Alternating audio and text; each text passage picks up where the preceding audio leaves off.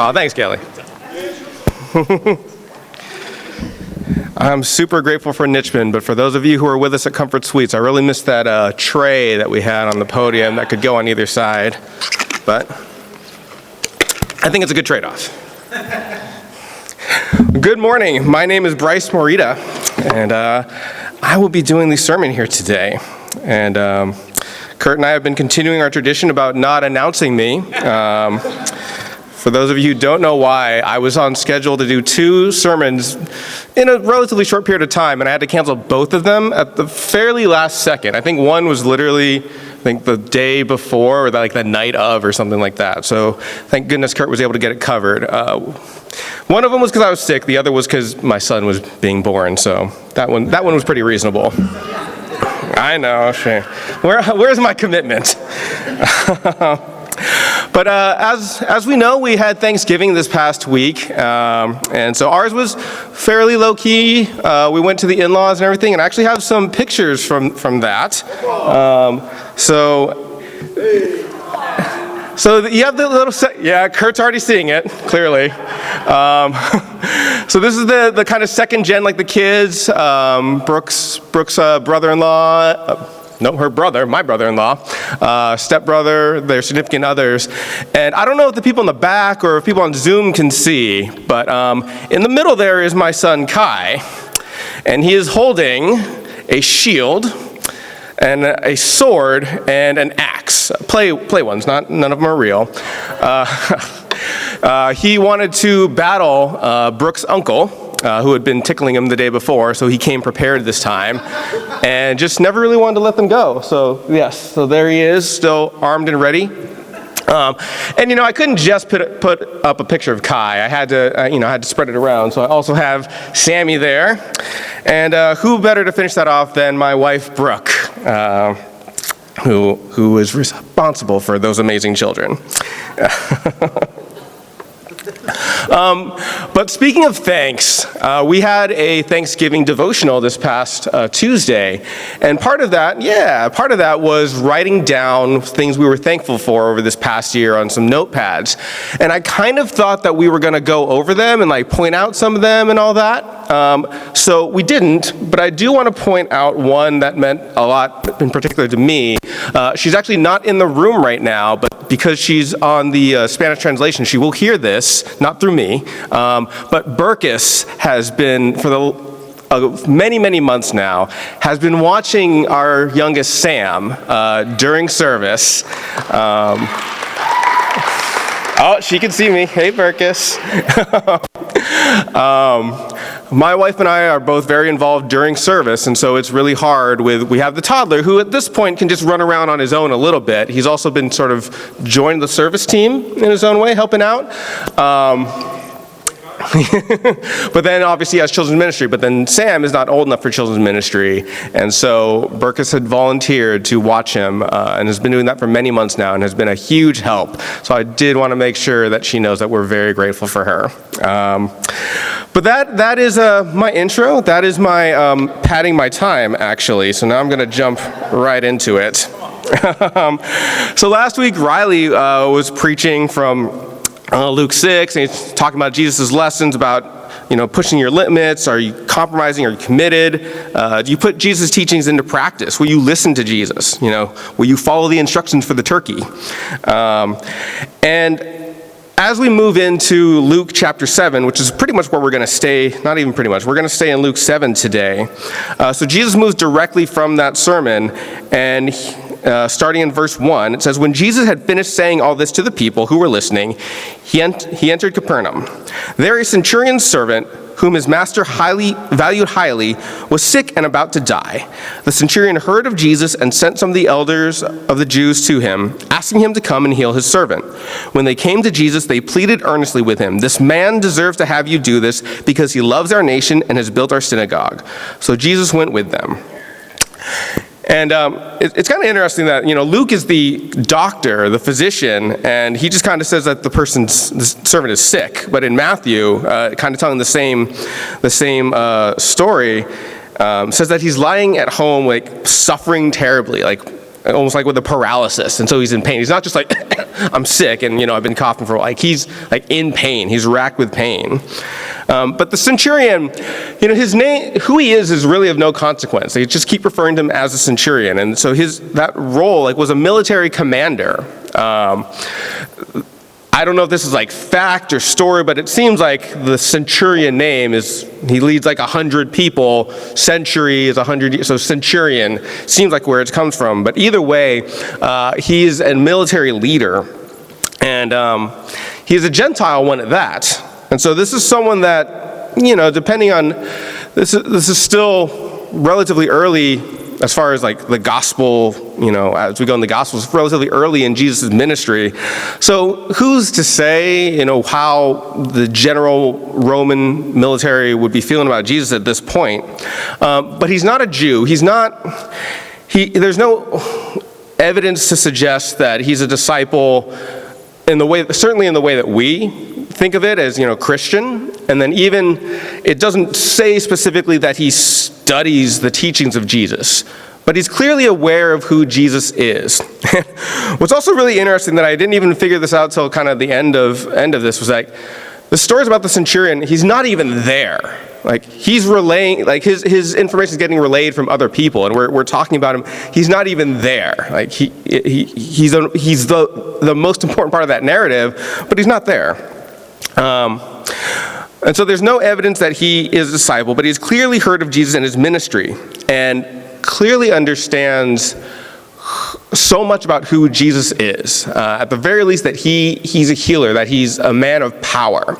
I don't know if the centurion believes that Jesus is the Son of God, but he absolutely believes that Jesus is someone who can heal his servant.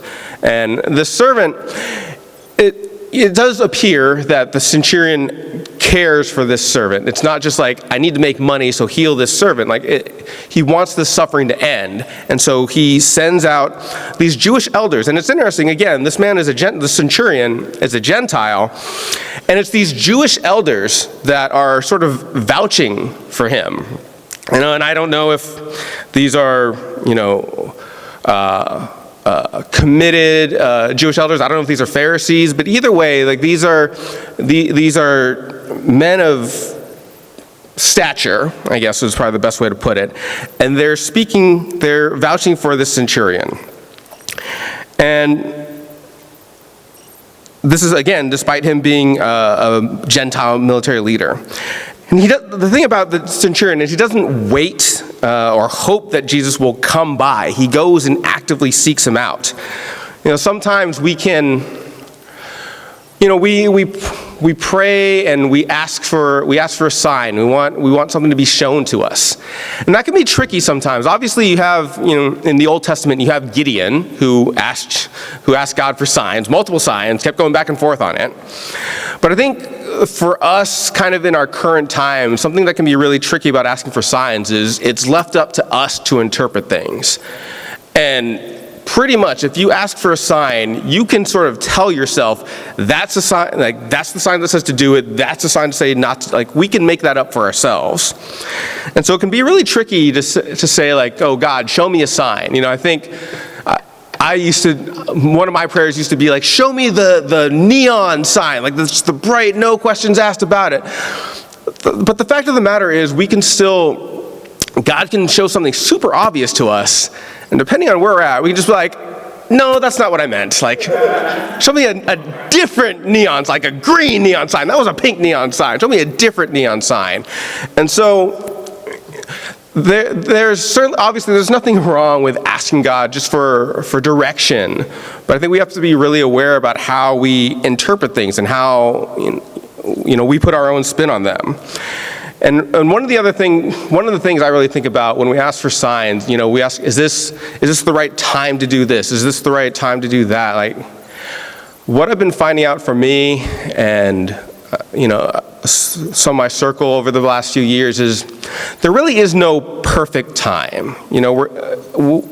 Anyone who has gone through trying to study the Bible with people for really any time over a year or two, you'll find that people can say it's not the right time.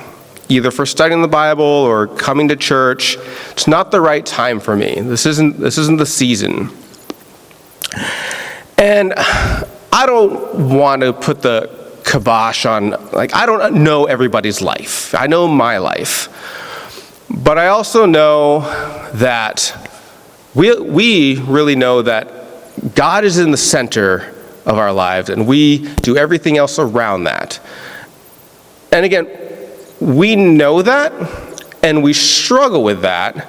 And so it stands to reason that people who aren't necessarily putting God at the center of their life would struggle with that too. So there has to be some understanding of that's how they live. The idea of having God at the center of their life is a new concept, and one really hard to grasp. I think the only times that people involuntarily probably isn't the right word, but I think someone who has kids just force you to make them the center of your life for a little while. But even then, as a disciple, there's still a balance to be had. Even with kids, God is still supposed to be the center of our lives. Kids are right there too, but God is still the center. And so I think, like I said, there has to be an understanding a little bit of this is a new concept to people, but we also have to help them realize there's never a perfect time, and because of that, it's basically always the perfect time. There's always going to be something that happens, whether you're looking for it or not. You could be, let's be honest, some people want to remain friendly but don't want to study the Bible, don't want to come to church, so they'll keep coming up with things that are I'm busy, I'm doing this, I'm doing this, I'm doing this. Sometimes it's not their fault. Sometimes things do come up. But that doesn't change. Is there anyone here who just hasn't nothing's going on? You're after the church, you're just going home, nothing going on. Tomorrow, nothing going on. Tuesday, nothing going on. We all have stuff going on. The Western American life is extremely busy. We have free time. What can I do there? And so we have that mentality. We just try to fill it up with stuff. And yet here comes God, and we don't want to necessarily fill it up with that because that's too much. All of a sudden, that's the commitment that is going to push me over the edge. And I think we can sometimes be okay with that because we get how busy each other are. Sorry, I'm bad at grammar. So my wife is judging me for sure. But we can sort of have that understanding, I get it, life is busy, take your time. I've absolutely done that with friends who want to come, but they can't do it anymore. This is going on, this is happening, my life is just chaotic right now. It's all right, yeah, I get it, because I do. Life is chaotic. My life is chaotic. I am here. I don't have the most chaotic life. Oh no, I know that for a fact.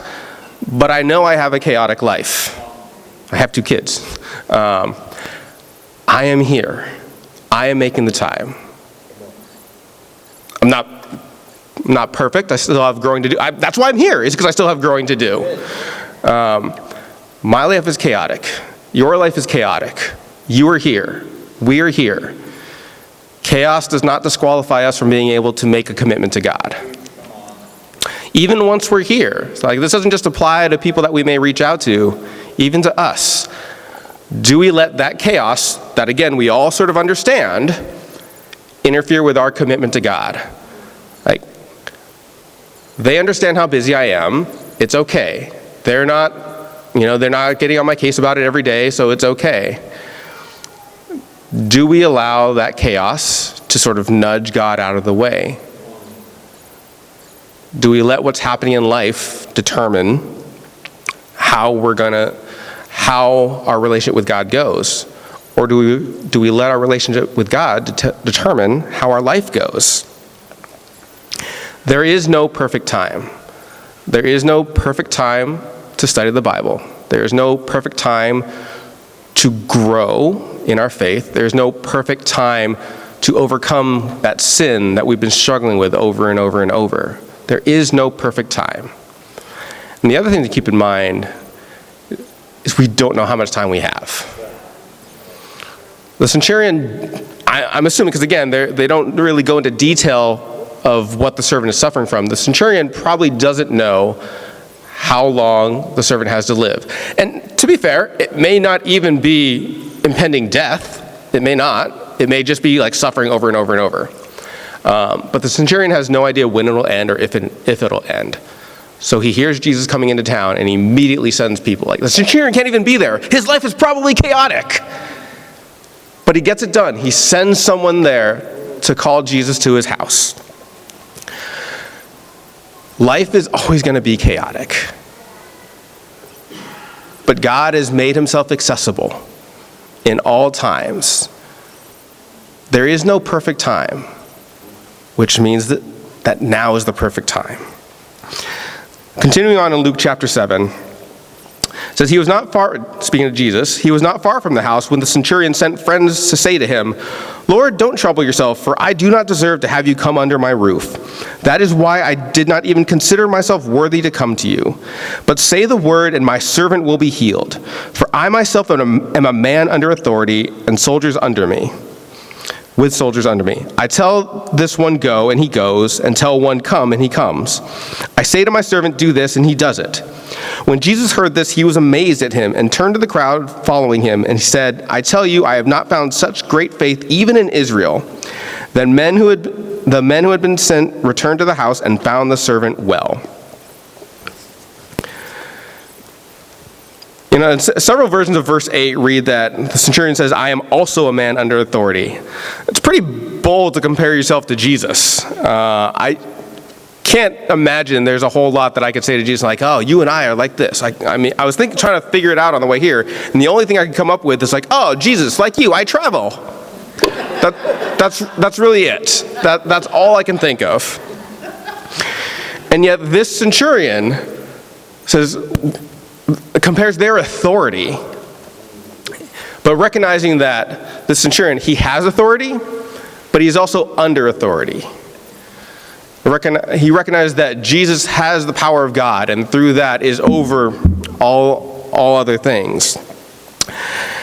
And so he recognizes that he is able to get things done like that. He gives a command, it happens. So he sees that Jesus, under that similar authority, can ask something and it's done. You can argue that it's his experience with the military that leads him to like, okay, if something is asked by someone on authority, it'll get done. But that experience still breeds his faith. Like, he believes that what Jesus says will be done. And again, I don't know that this is a follower of Jesus. It's just someone, as far as I can tell, is someone who just knows of him. But he believes that if Jesus says it, it will be done.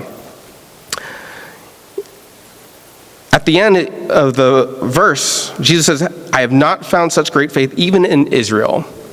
You know, this faith can come from anywhere. When I was growing up in the church, I was baptized in '99 in the campus ministry, and one of the big pushes there, and I imagine in other places in the church, but again, that's where I was, so I don't know for sure. One of the big pushes was for sharp people, kind of people of influence. So however you want to take that, maybe they're good looking, maybe they're charming, maybe they're athletic, however you want to take that. But was kind of the push. And I think to myself, like, how did I get reached out to during that time? Like, I have, you know, I'm not trying to say I'm a mess, but also at the time, like,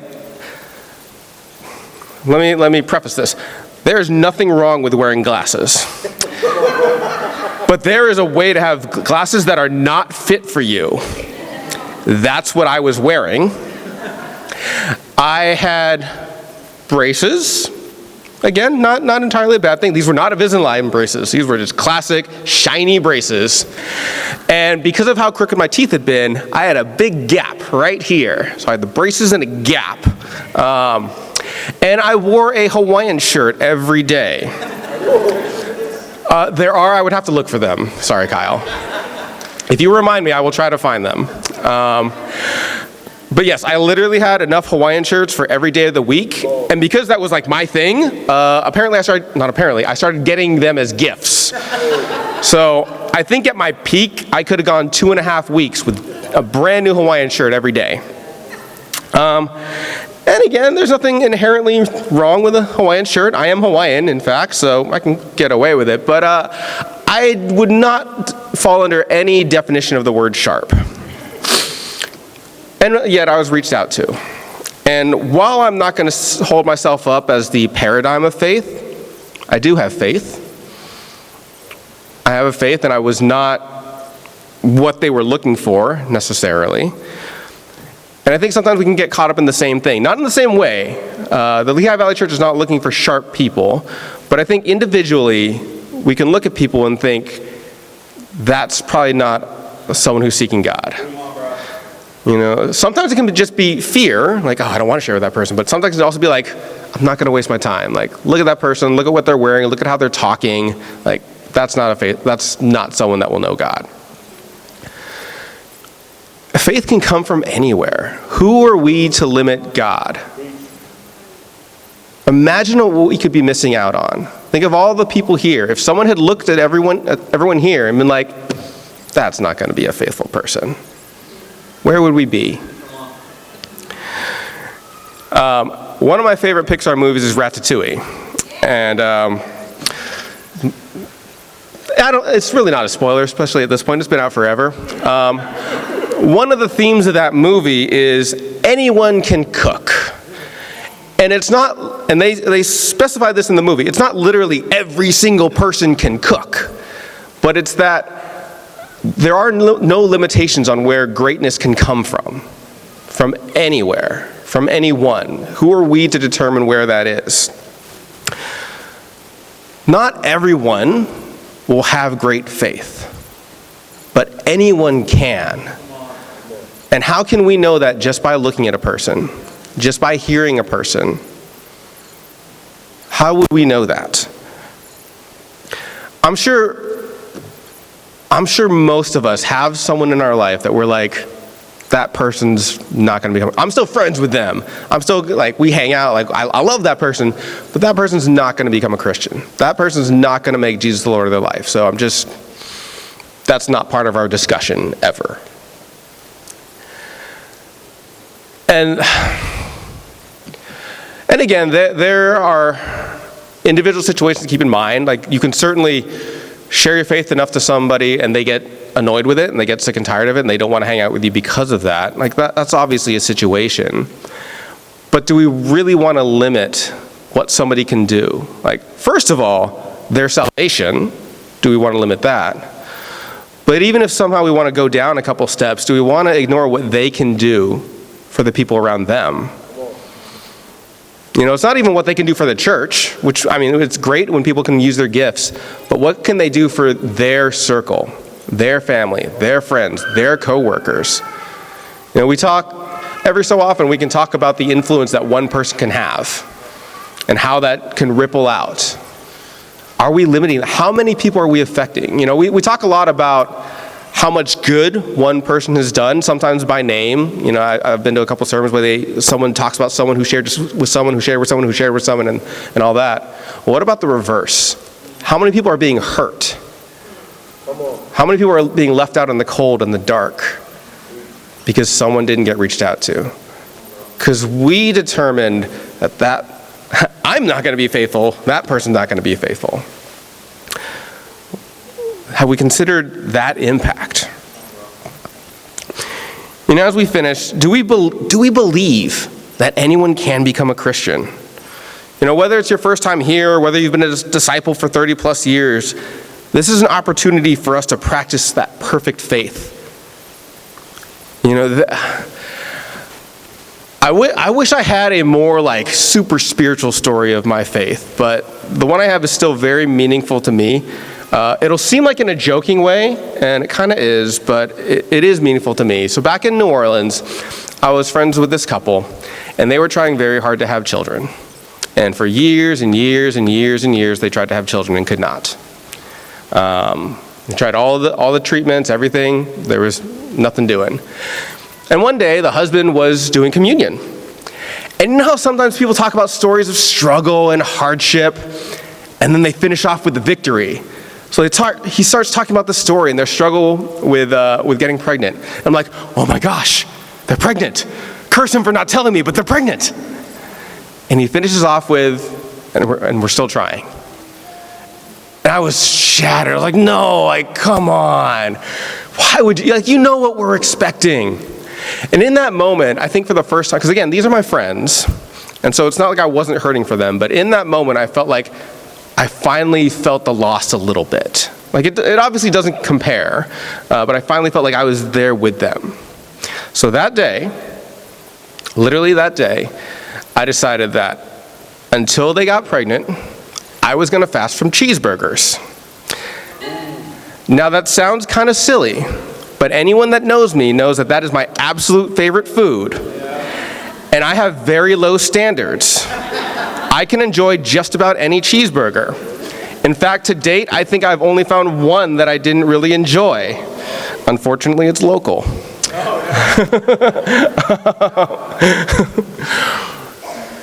And so, when I initially made that fast, it was done with the faith that like they'll eventually have kids.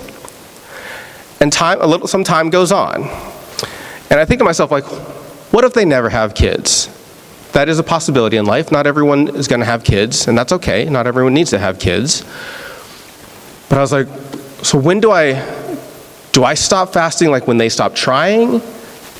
Do I stop fasting when they pass away? Like, I don't know. Like, what do I do? And I decided that if they never have kids, I am never going to have another cheeseburger again. And again, it's like there are so many other foods out there. And there are. But I think that was the first time when I was like, I might give something up for the rest of my life that I love. Like, it would obviously be really healthy for me to give it up, but my heart would be sad. But I was committed. I was like, I'm not gonna tell them. I'm never gonna tell them, because I don't want them to be like, oh no, like it's our fault Bryce isn't eating cheeseburgers.